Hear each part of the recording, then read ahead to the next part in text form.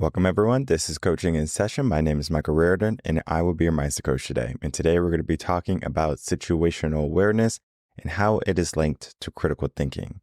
If we take both of these terms, these meanings, and we separate them, situational awareness is going to be your ability to pay attention to your surroundings, what is going on around you. And then we look at critical thinking. Critical thinking is going to be looking at something that is in front of you, that is given to you, and we can see the good and the bad. We can see the now and the then. There's going to be a multifaceted way that we envision what critical thinking is. We are using a good portion of our mind, our brain, and we are looking at all the different areas versus maybe just our opinion. Critical thinking is going to be if I'm looking at something and I'm trying to solve it, I'm trying to fix it, I'm going to be applying multiple methods for me to find the solution. However, critical thinking is more than just what is right in front of us, not like situational awareness with what is going around us. It is almost like what is not going around us also. We have to look at the meaning. We have to look deeper because we can look at situational awareness and maybe everyone in the room, they love us.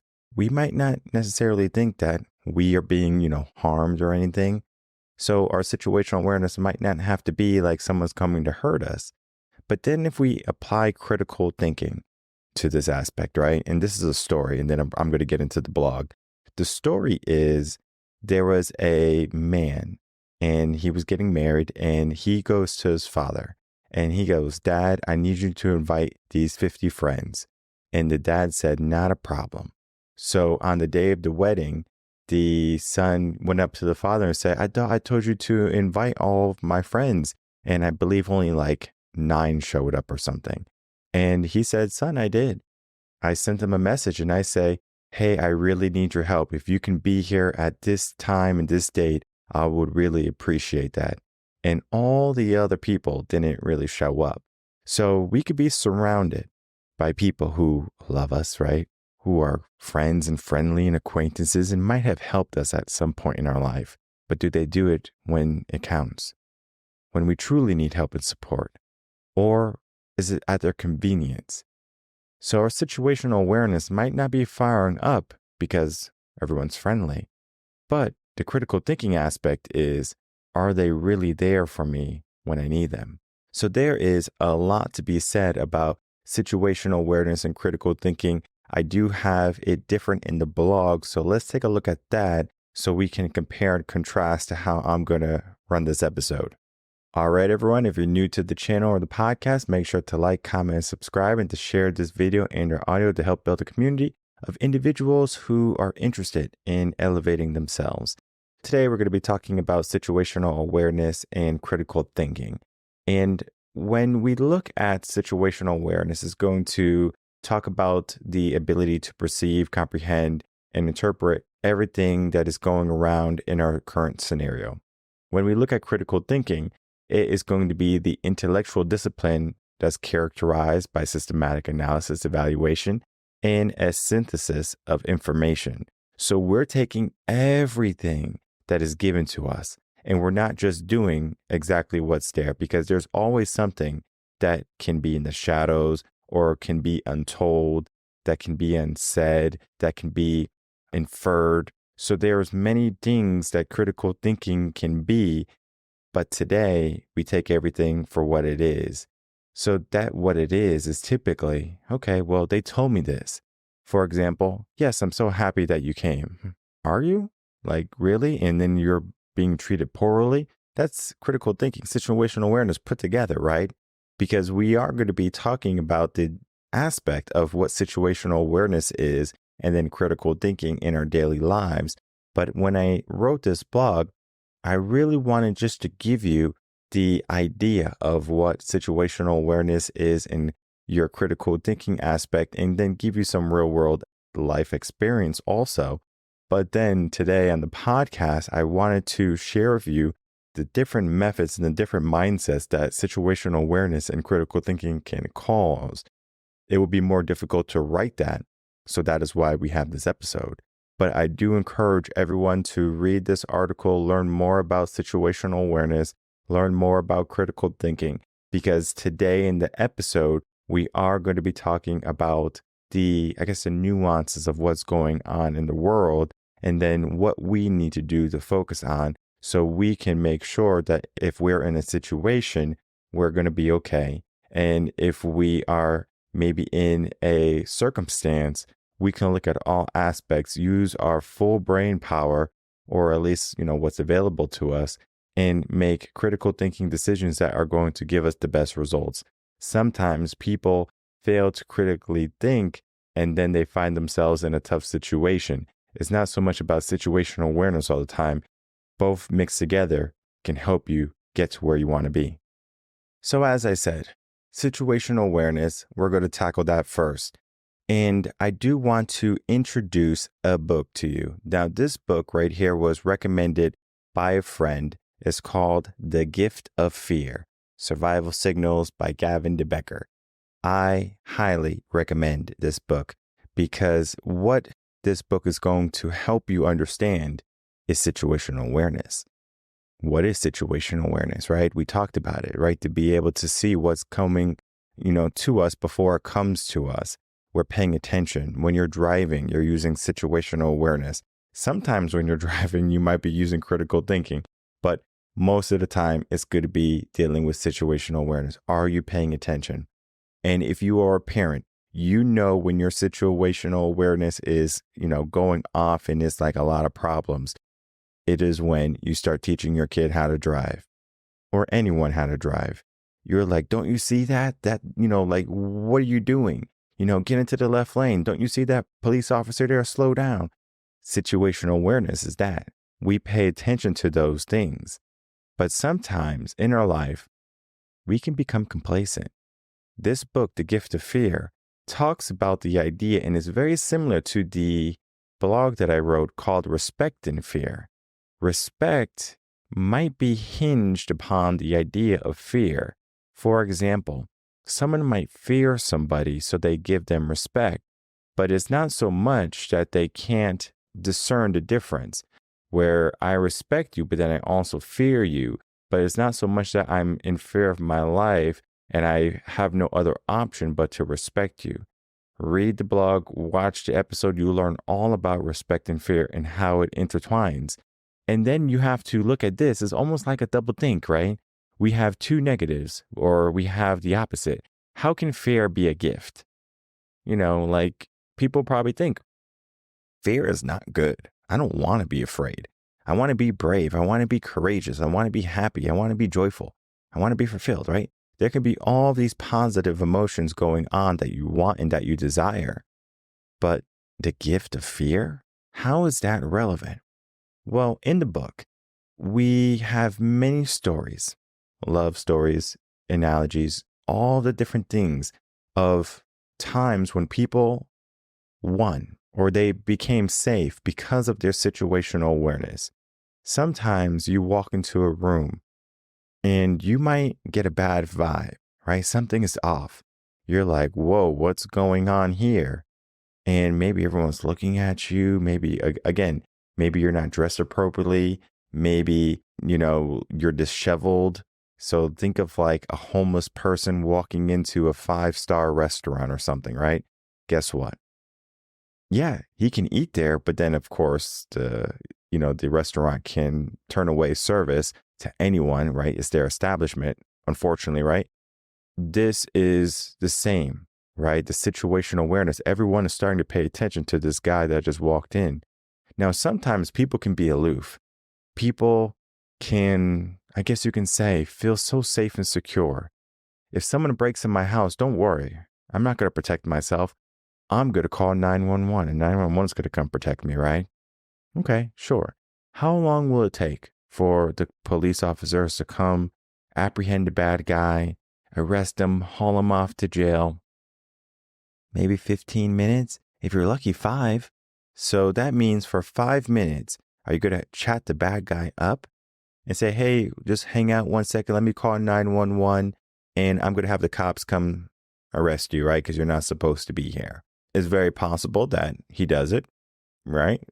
No, it's not possible. All right. Is there a possibility that, yeah, sure, but it's very low, probably less than 1%. If someone is breaking and entering in your home, they're probably not doing it for good reasons. If they wanted to come into your home, they would have knocked on the door and asked to come in. Okay. Well, we're not living in fantasy world anymore now, right? Let's get to the real nitty gritty. The situational awareness is someone just broke in my house. What am I going to do about it? I'm not going to wait for someone to come save me. I need to save myself. So I'm going to do what I need to do to protect myself. I'm going to fight back. Maybe with my hands. Maybe, I'm going to kick. Maybe I'm going to, shout to my neighbors, hey, call the cops, someone come help, whatever it be, right? Depending on your skill level and your situation, because there could be multiple assailants coming in. If you're one person and there's, 5, 6 different people, you're going to have your hands full. Of course, there's great equalizers that you can utilize, but this is not so much about harming people. This is about the situational awareness of, could you tell before that happened? And sometimes you can't. Sometimes you get blindsided. Think of if you're driving and someone just kind of rear ends you. Situational awareness is not going to help you there, right? Because you would assume people know how to drive. They're not going to rear end you. But it happens all the time. But we can stop a lot of accidents if someone, tries to cut us off, and we could press the brake and things along those lines. Situational awareness can help us there. Maybe we're in a bad neighborhood and we know we can get extra locks on the doors, get a better door. Heck, we can even move from that situation. All right. Situational awareness is being able to look at it and say, you know what? This is not good. Let me leave. You get a bad vibe. And the gift of fear, you get the vibe. There's a vibe. All right. I'm paying attention. Yet many people, they're aloof. Oh, I'll be fine. I'll wear what I want. I know this happens to a lot of ladies, when they're teenagers, maybe young adults, they feel that they could wear anything. And sometimes when they get into relationships, the man is going to say, you can't wear that going out by yourself, because the man knows what other men are thinking, right? What is going to stop her or stop another man from, approaching her? Of course, she could say no. And in a perfect world, the guy would say, get the hint and say, okay, sure thing. I respect your decision. Sometimes the man is going to be, drunk, maybe on some type of substance, and he doesn't necessarily care about what's going on. And in the book, there's too many stories, but it is good stories about women being in situations when there's another male trying to harm them.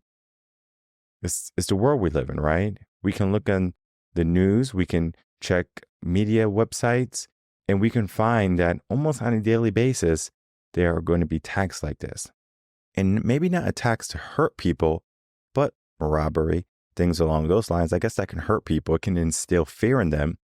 But if we paid attention to our situation, we can mitigate a lot of different things going on.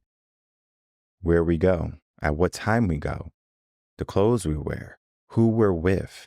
There are many different factors that can help with our situational awareness. But then we give ourselves the idea of critical thinking now. How is critical thinking and situational awareness complementing each other?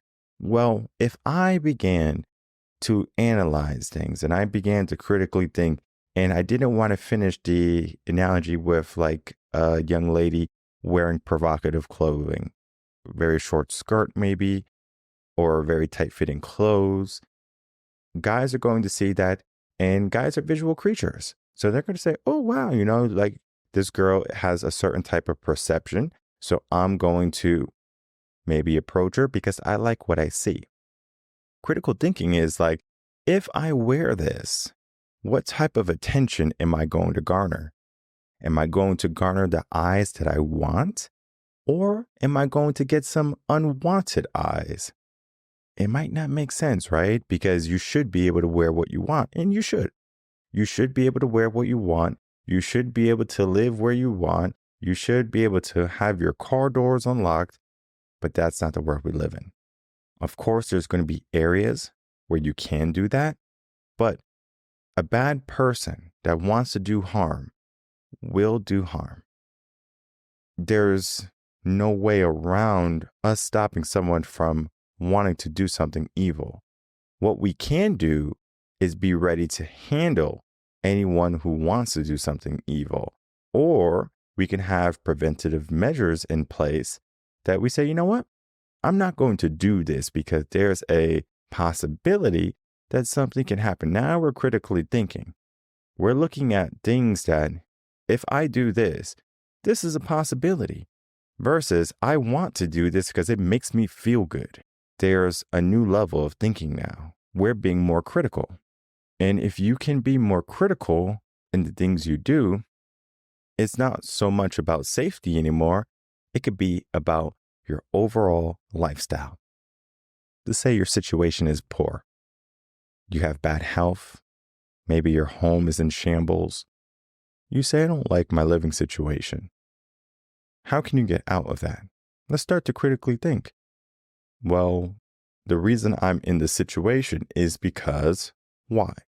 Maybe you're living above your means.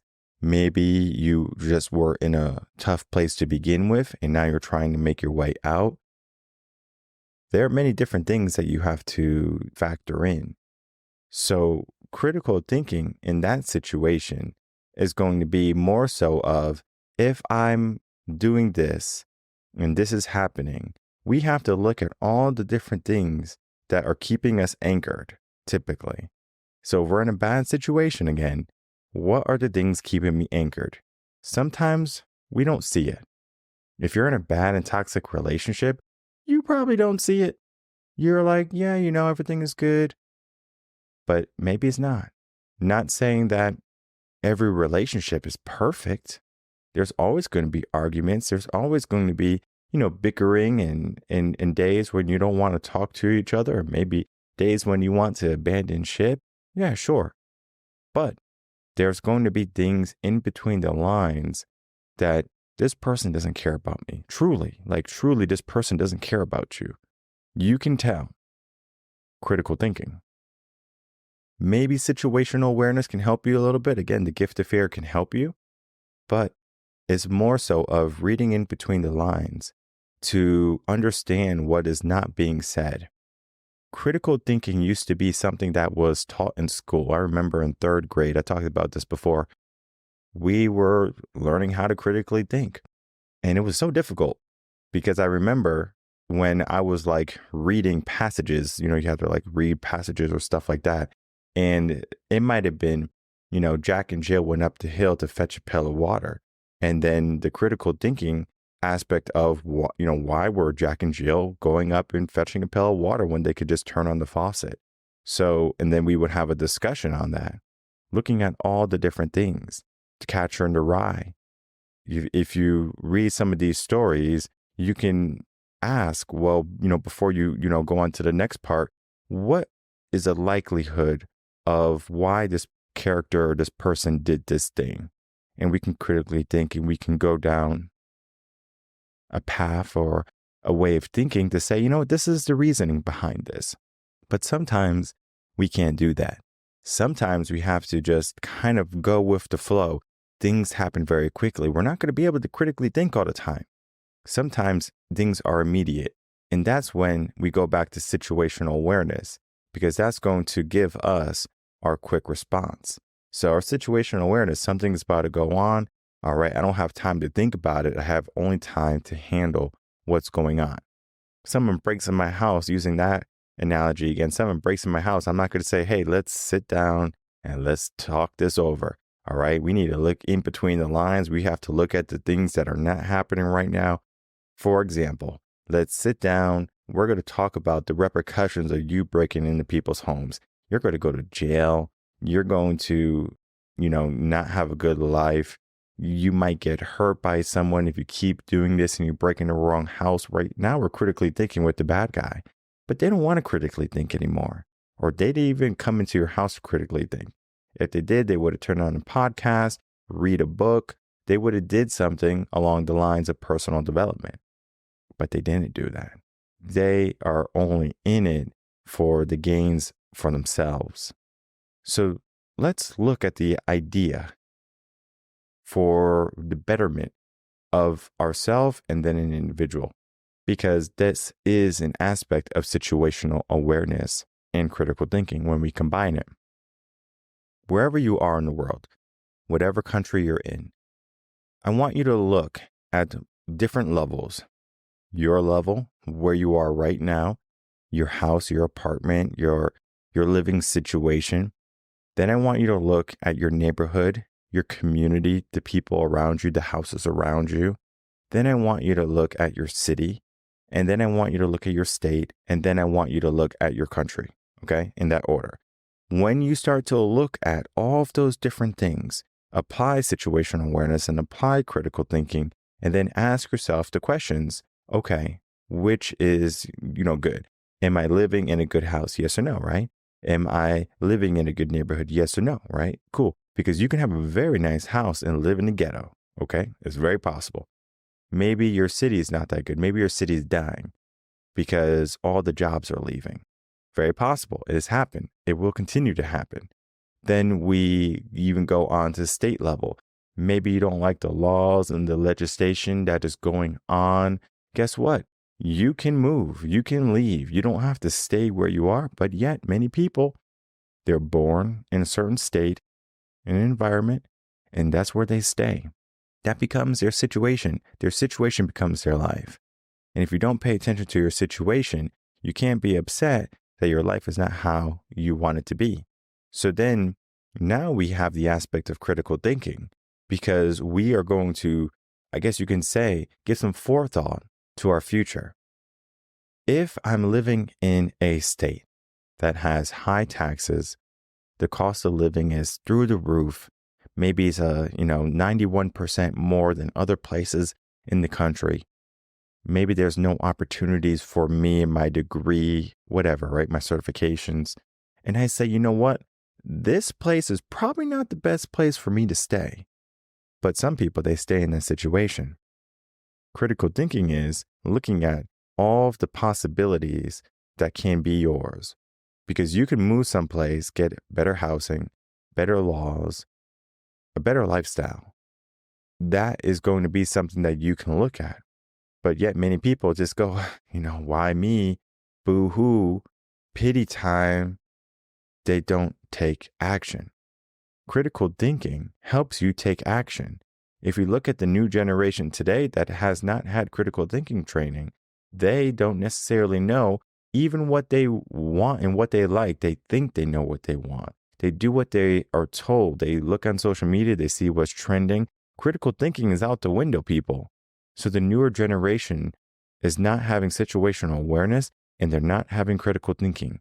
What do you think is going to be the implications for the generation? Well, they're going to find themselves in bad situations, number one, and they're not going to give themselves the best avenues, number two. There's a reason why I have, during summers and during, even during the school year, there's issues with children, with teens, and even college students. They begin to look at the aspect of their life in a light that they never saw before, and they are becoming more afraid. And it's not so much of the fear of like the gift of fear, where we can use fear as an advantage, as a tool for us, but more so in the sense of it inhibits their growth. If you don't want to move when you need to move, how can you get to where you need to go or get to if you don't take action? Most people, they just fall, they don't get up. They stand still and they don't move. They're unhappy and they don't find a way out. Or they're unfulfilled and they just call it quits. When in reality, we can continue to change our situation and we can continue to change our mindset so we can give ourselves a critical thinking aspect and component. So whatever we do, however we're situated, we can look at all facets that is going to be able to help us in the long run, get us to where we need to be. So in closing, I encourage everyone to check out this article, Situational Awareness Meets Critical Thinking.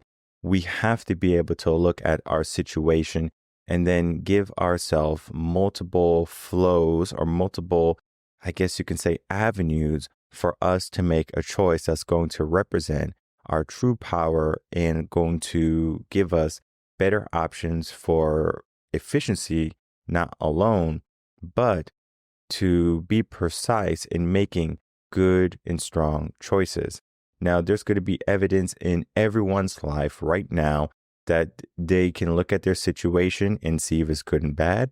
And they can also look at the critical thinking component and begin to dissect that and then apply it in different areas of their life. You will definitely want to read this blog to get a good understanding of the science behind it. And then from there, you can look at or be reminded of what happened in the podcast and then begin to take action. All of that to be said is going to be a huge come up when you start to implement this into your life.